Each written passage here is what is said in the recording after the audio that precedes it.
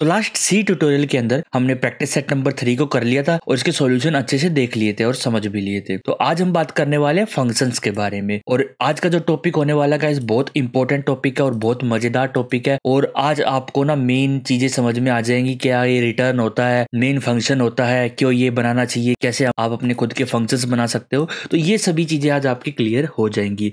तो guys video को बिना देरी करते हुए चलो करते हैं शुरू। वेलकम बैक गाइस, आप सभी लोगों का एक और ब्रांड न्यू वीडियो पर। और आज की इस वीडियो के अंदर हम लेके आए हैं एक नया टॉपिक जो कि है फंक्शन। और आज हम इस वीडियो में फंक्शन के बारे में कंप्लीट जानेंगे। तो सबसे पहले बात कर लेते हैं कि फंक्शंस होते क्या है। देखो फंक्शंस क्या है, एक ब्लॉक ऑफ कोड है। ये सारा आप पढ़ सकते हो, बिल्कुल पढ़ सकते हो, इससे आपकी नॉलेज और बढ़ेगी। मैं मेन आपको बता देता हूँ कि फंक्शंस होते क्या है। फंक्शंस होते हैं ब्लॉक ऑफ कोड जो मैंने आपको बता रखे है ना। और जब हम एक ब्लॉक ऑफ कोड बनाते हैं ना, तो वो जो ब्लॉक ऑफ कोड है इसका कोई नाम नहीं होता। और जब हम इसका नाम सेट कर देते हैं ना, तो ये फंक्शन बन जाता है।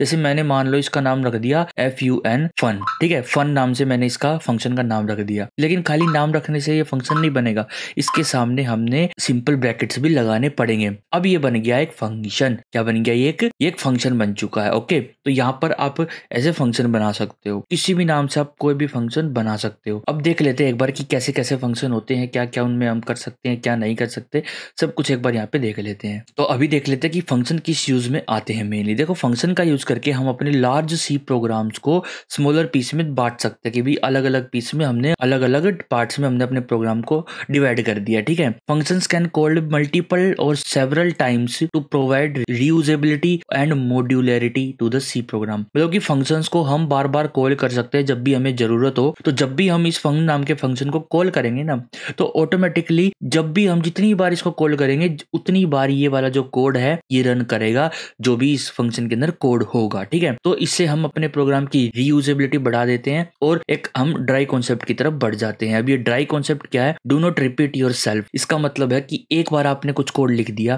तो अगर आपको वो कोड बार बार अपने प्रोग्राम में कहीं पर लिखना हो ना, तो आप बार बार उस प्रोग्राम को मत लिखो, ठीक है। बार बार उस प्रोग्राम को मत लिखो। इससे अच्छा है कि आप एक फंक्शन बना के रख लो कि जहां पे भी ये कोड आपको लगाना है वो फंक्शन लगाओ और काम हो जाएगा, ठीक है। और बाकी आप पढ़ते रहना। अब यहाँ पे एडवांटेज देख लेते हैं कुछ। We can avoid rewriting a same logic और कोड थ्रू फंक्शंस। हम किसी भी लॉजिक को और कोड को बार बार रीराइट करने से बच सकते हैं, उसको अवॉइड कर सकते हैं, ठीक है।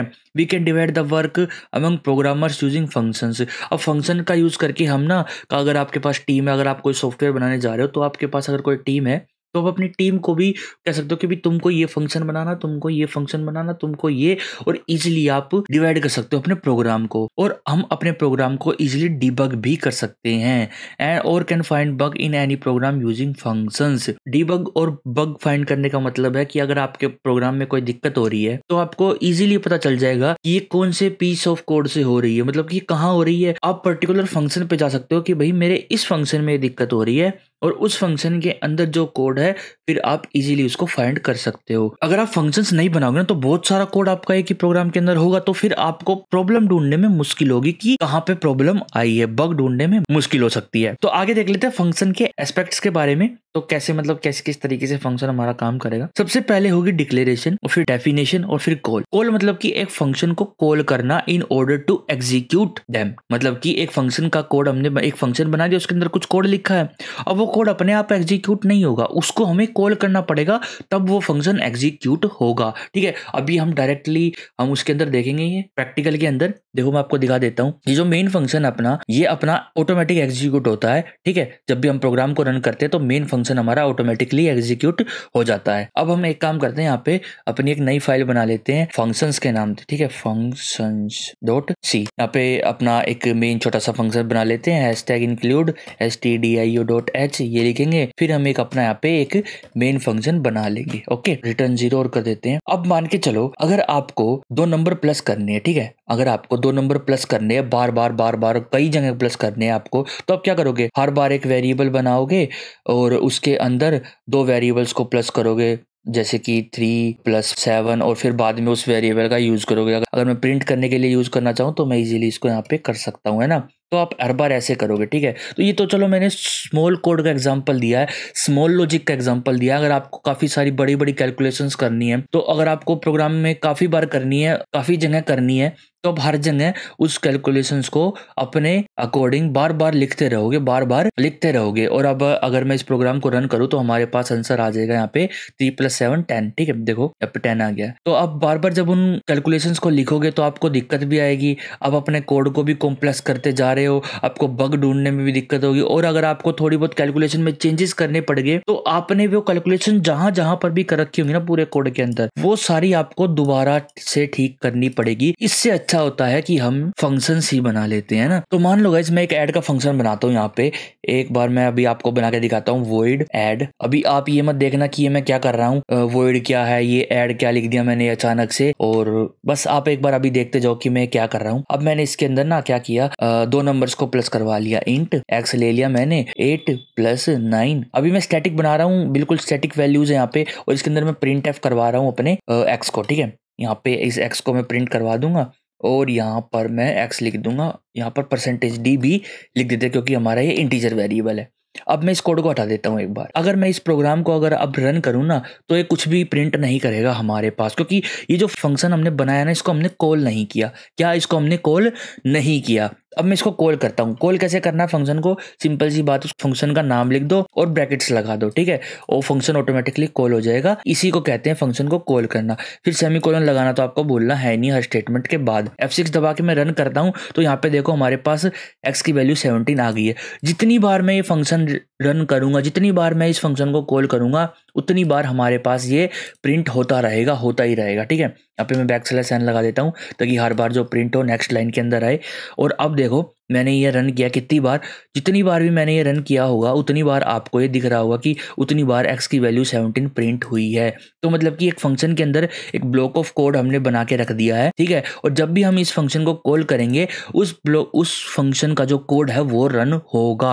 इस फंक्शन के अंदर कुछ भी कोड हो सकता है, कोई भी आप लूप, इफ एल्स वगैरह कुछ भी लगा सकते हो, कुछ भी आप इसके अंदर रख सकते हो। और कितनी भी बार आप इस फंक्शन को रन करवा सकते हो और आप कितने भी फंक्शंस बना सकते हो अपने तरीके से। अब ये फंक्शन कैसे बनाया, किस किस टाइप के फंक्शन होते हैं, उन सभी के बारे में हम डिस्कस करने वाले हैं इस पूरी वीडियो के अंदर।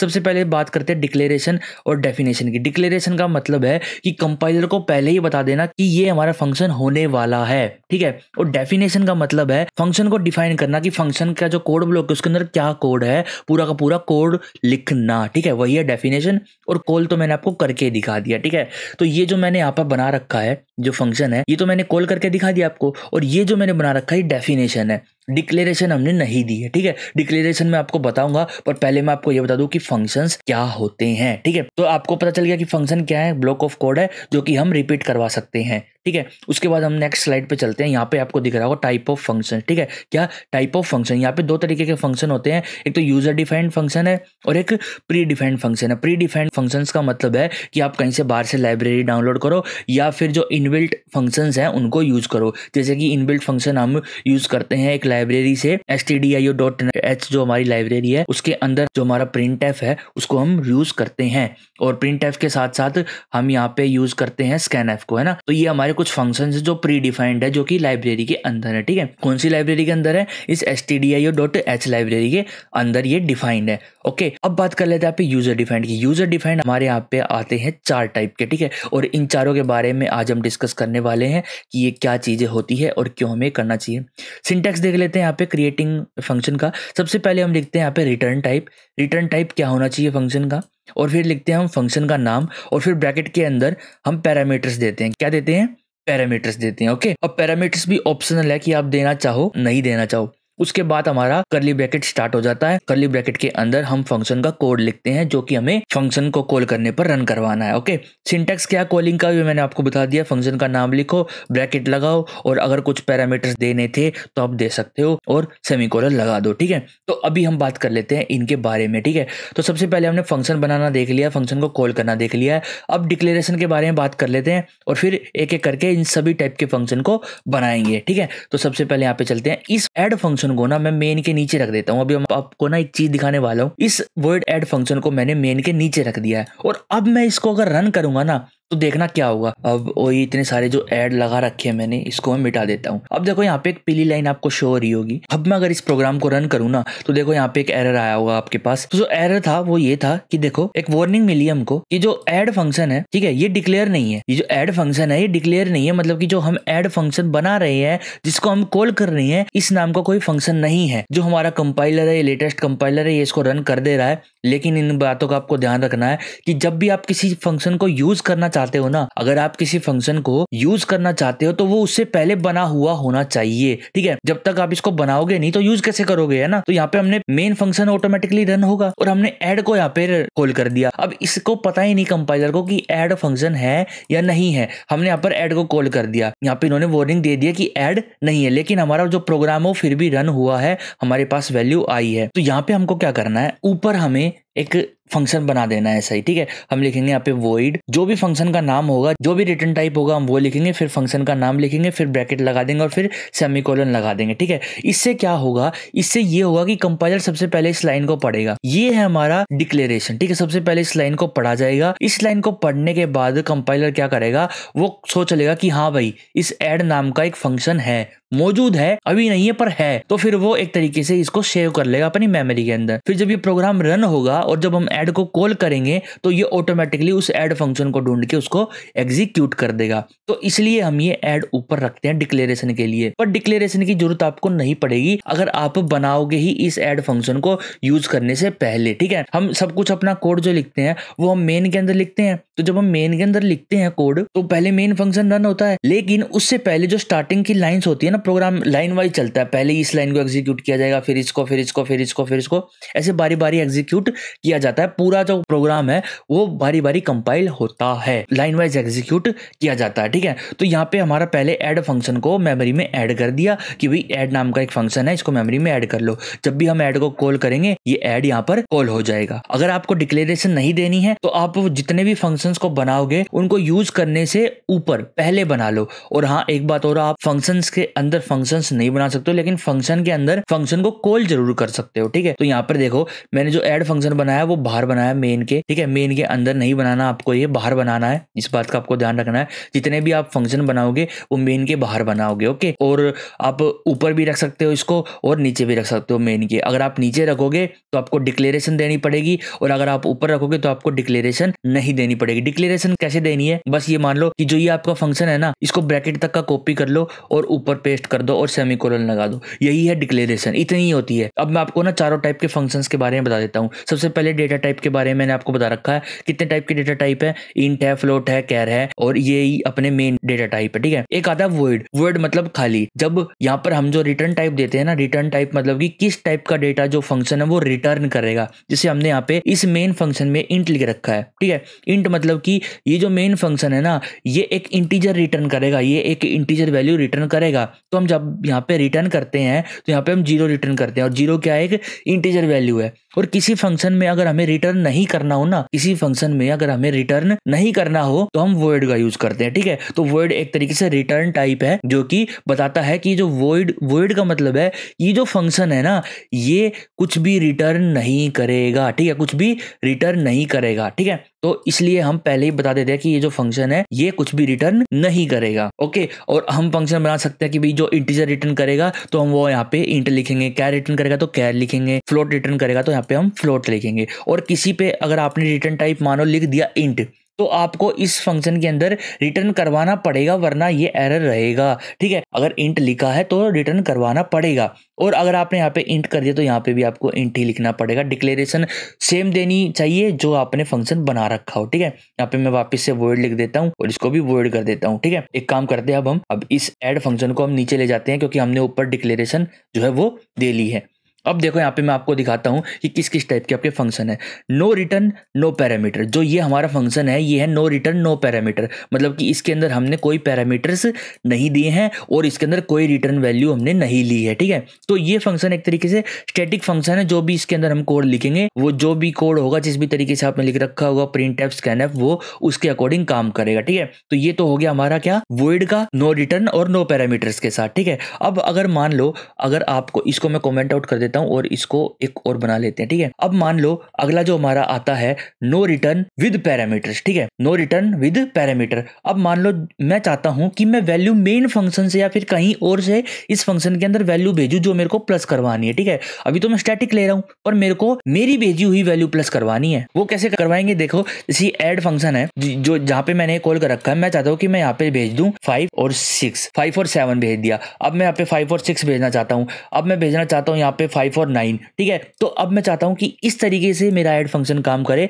जो भी मैं यहाँ पे वैल्यू भेजूं वे ऑटोमेटिकली ऐड होके प्रिंट हो जाए। तो उसके लिए हम क्या करेंगे, इस ऐड फंक्शन के अंदर पैरामीटर्स देंगे और पैरामीटर्स हमको देने ब्रैकेट्स के अंदर। तो ब्रैकेट्स के अंदर हम पैरामीटर्स देंगे कि किस टाइप की वैल्यू को तुम लोगे, किस टाइप की वैल्यू को तुम यहाँ पे लोगे। तो सबसे पहले हम इंटीजर वैल्यू लेंगे यहाँ पे, ठीक है। अगर ये ऐड इंट का फंक्शन है, अगर ये इंटीजर को ऐड करता है तो हम यहाँ पे लिखेंगे इंट ए कोमा इंट बी। तो दो हमने वैल्यू लेनी है, तो दोनों के सामने हमने डेटा टाइप बताना पड़ेगा कि इंट ए और इंट बी, दो वेरिएबल हम यहाँ से पैरामीटर हम लेंगे। और फिर क्या करेंगे, हम इसी के अंदर इस फंक्शन के अंदर हम एक इंटीजर बना रहे हैं एक्स, और इस फंक्शन के अंदर ही हम a प्लस बी करके और रिटर्न करवा देंगे, प्रिंट करवा देंगे एक्स को, ठीक है। अब मैं देखो इसको रन करके आपको दिखाता हूँ एक बार। तो जैसे ही मैंने रन किया तो हमारे पास वैल्यू आ गई 12 11 14, ठीक है। 5 और 7 12, 5 और 6 11, 5 और 9 14। तो ये तीनों की तीनों हमारे पास वैल्यू प्रिंट हो गई। अब ये कैसे हुआ है, देखो जब हमने ऐड फंक्शन को कॉल किया तो हमने इसके अंदर भेजा 5 और 7, 5 और 7। अब 5 तो चला गया ए के अंदर और 7 चला गया बी के अंदर। ये ऑटोमेटिकली चले जाएंगे, जो आपने पहले दिया होगा वेरिएबल वो पहले वाले में जाएगा, जो आपने बाद में दे रखा होगा वो बाद वाले में जाएगा। एक चीज और मैं आपको बता दूं कि मान लो अगर आपने एक वेरिएबल बना रखा है, इसके अंदर इंट एक्स और वाई, दो वेरिएबल बना लिए हैं मैंने। यहाँ पे एक्स इक्वल टू मैंने रख दिया है 5 और वाई इक्वल टू मैं रख देता हूँ यहाँ पे 7, ठीक है। और अब मैं इन ऐड फंक्शंस को हटा के यहाँ से इसके अंदर मैं एक्स दे देता हूँ और इसके अंदर मैं वाई दे देता हूँ। ओके, यहाँ पे सेमीकोलन लगा देते हैं, एक बार सेव करते हैं। अब देखो इसका जो x है, इस फंक्शन का x और इस फंक्शन का x अलग है। ध्यान रखना, इस फंक्शन का x और इस फंक्शन का x अलग वेरिएबल्स हैं, ये दोनों आपस में अलग वेरिएबल है। इन बातों का आपको ध्यान रखना है, ठीक है। और जब आप यहाँ से कोई भी डेटा यहाँ पे भेजोगे ना पैरामीटर्स में, तो वो ऑटोमेटिकली उन वेरिएबल्स के अंदर कॉपी हो जाएगा। क्या हो जाएगा, कॉपी हो जाएगा। अगर आप बाद में इस ऐड फंक्शन में भेजने के बाद अगर एक्स वाई की वैल्यू चेंज करोगे तो यहाँ पे ए और बी की वैल्यू चेंज नहीं होगी। इस बात का आपको ध्यान रखना है। जो इसकी वैल्यू है, जो एक्स की वैल्यू यहाँ पे आपने भेजी है 5, वो इस ए के अंदर कॉपी हो जाएगी, और जो वाई की वैल्यू है 7 वो इस बी के अंदर कॉपी हो जाएगी ऑटोमेटिकली, ठीक है। अब आप इन ए और बी को इंडिपेंडेंटली यूज कर सकते हो, ये एक्स वाई से अलग चलेंगे, ठीक है। तो बस जो भी वेरिएबल, जो भी वैल्यू हम यहाँ पे भेजते हैं वो इन वेरिएबल्स के अंदर कॉपी हो जाती है, ठीक है। तो ये हमारा फंक्शन बन गया दूसरे टाइप का, जिसका कोई रिटर्न नहीं होता पर जो पैरामीटर लेता है। अब आप पैरामीटर कितने भी सेट कर सकते हो, लेकिन एक बात का आपको ध्यान रखना है, डिक्लेरेशन आपको वही लगानी है जहां पर ब्रैकेट खत्म हो वहां तक का कॉपी करो, यहाँ पे पेस्ट करके सेमीकोलन लगा दो। तो डिक्लेरेशन आपको ऐसे लगानी है, लेकिन डिक्लेरेशन में आप वेरिएबल्स के नाम को हटा सकते हो, आप ऐसे भी यहाँ पे लगा सकते हो। यहाँ पे हम डिक्लेयर कर रहे हैं कि भाई एक वॉइड फंक्शन होगा, ठीक है, ऐड नाम का, मतलब वॉइड मतलब जो कि कुछ भी रिटर्न नहीं करेगा, ऐड नाम का फंक्शन होगा और वो दो इंटीजर